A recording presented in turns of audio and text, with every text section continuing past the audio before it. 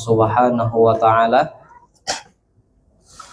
yang telah melimpahkan berbagai karunia, nikmat, hidayahnya kepada kita semua, sehingga pada hari ini, pada Ramadan yang ke-20 ini, Allah masih berikan kita sehat badan, panjang umur, sehingga kita masih mampu melakukan salah satu kewajiban kita ini.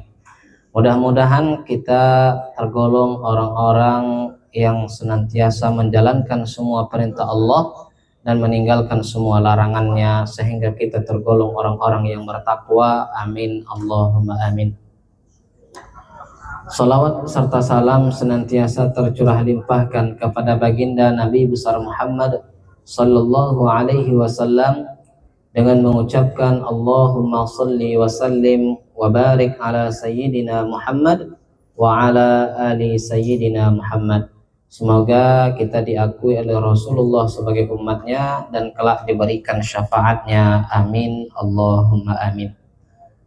Teman-teman, bapak-bapak, jamaah Masjid Rahmah yang dimuliakan oleh Allah, dalam perjumpaan kita sore hari ini, di sore yang penuh barakah ini, insya Allah kita akan melanjutkan kajian kitab Qawaid Quraniyah, yaitu pada perjumpaan hari ini kaidah yang ke-20, yaitu potongan dari Al-Quran surah Al-Hajj ayat 18 yang berbunyi wa may yuhinillahu fama lahu min mukrim, dan barang siapa yang dihinakan oleh Allah maka tidak seorang pun yang memuliakannya.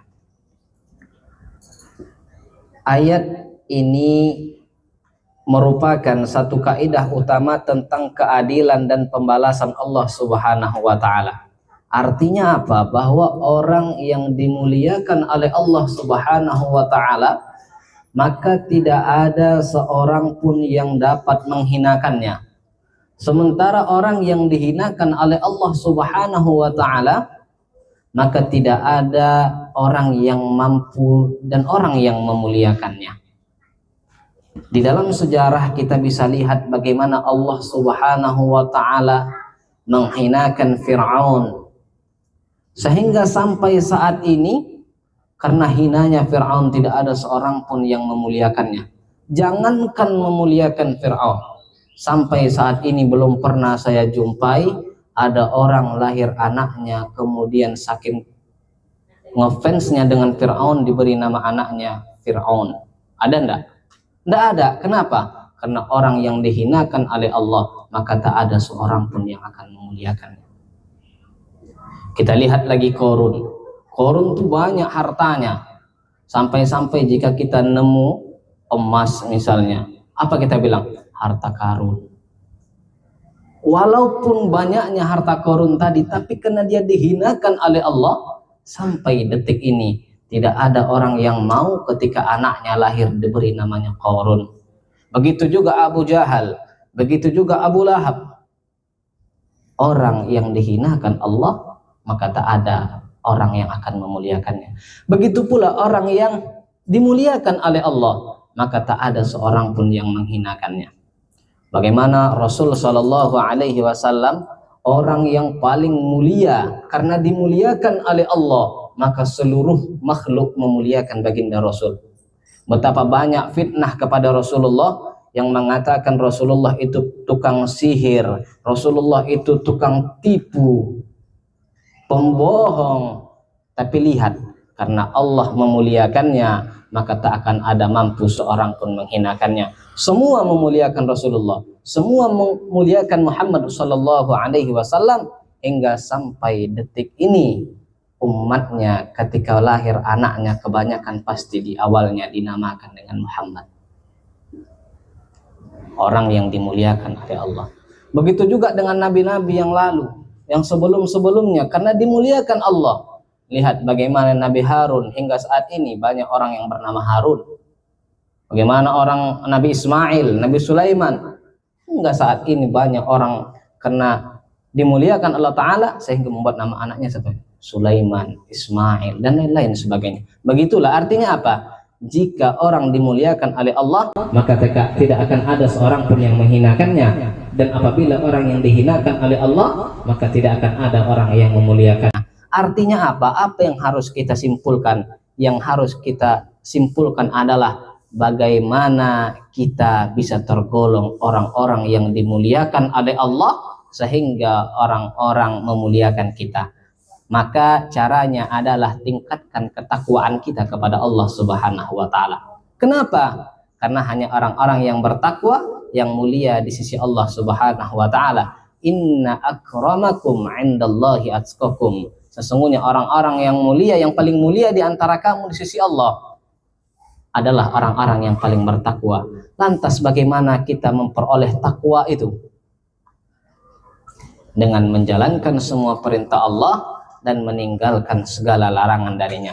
Hari ini jika kita lihat bagaimana kadang tanpa kita sadari ternyata kita telah melakukan kesalahan besar sehingga kita tidak memperoleh kemuliaan dari Allah Subhanahu wa taala. Contohnya kecil saja, kita tidak pernah mensyukuri nikmat yang Allah berikan kepada kita. Ada sebuah kisah, ada seorang yang sudah tua tiba-tiba kena serangan jantung sehingga dilarikan ke rumah sakit. Setelah dilarikan ke rumah sakit, dibawa ke rumah sakit, kemudian dipasangkan oksigen. Setelah sampai 3 hari, diizinkanlah oleh dokter dan diperbolehkan untuk pulang ke rumah. Maka sesampainya di ruang administrasi pembayaran, ketika melihat nota pembayaran, seorang yang tua tadi menangis nggak jadi-jadinya. Kemudian ditanya oleh para perawat dan dikatakan kepadanya, Pak, nggak perlu nangis. Kalau seandainya pun nggak bisa bayar ini, nggak bisa bayar langsung, nggak bisa bayar kontan, boleh dicicil. Apa kata bapak tadi? Aku menangis bukan karena aku tak mampu bayar. Aku menangis bukan karena aku tak punya uang. Lantas kenapa dia menangis? Ternyata dia menangis karena selama hari ini dia kurang dan jarang menyadari nikmat dari Allah. Kenapa? Karena baru 3 hari saja dia di rumah sakit dan menggunakan oksigen. Betapa mahal oksigen rumah sakit itu yang harus dia bayar. Sementara hari ini kita hidup, ada yang hidup mungkin di antara kita 20 tahun, 30 tahun, 40 tahun, 60 tahun. Bayangkan kalau seandainya per hari saja kita bayar nikmat oksigen itu 10 juta. 60 tahun mesti berapa? 60 juta, 600 juta yang harus kita bayar. Bayangkan.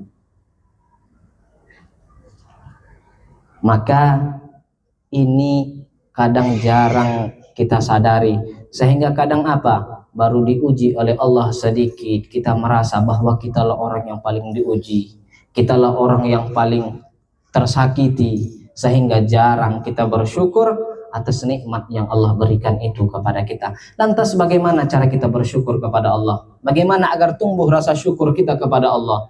Agar tumbuh rasa taat kita kepada Allah? Maka ketika kita ingin taat kepada Allah, lihat orang yang ada di atas kita. Kita lihat orang bisa, kenapa sholat 5 waktunya tepat waktu, kenapa sholat sunnahnya bisa banyak, kenapa puasanya bisa rajin. Maka kita kejar, kita harus lebih, kita harus lebih, kita harus lebih, kita harus lebih. Tapi kalau kita ingin bersyukur kepada Allah, maka lihatlah orang yang di bawah kita. Jika seandainya hari ini kita masih punya mobil, lihat orang, oh mereka cuma punya motor. Jika hari ini kita cuma punya motor, lihat orang, oh mereka cuma punya sepeda. Jika hari ini kita masih punya sepeda, lihat orang lain, bahkan ada yang hanya jalan kaki.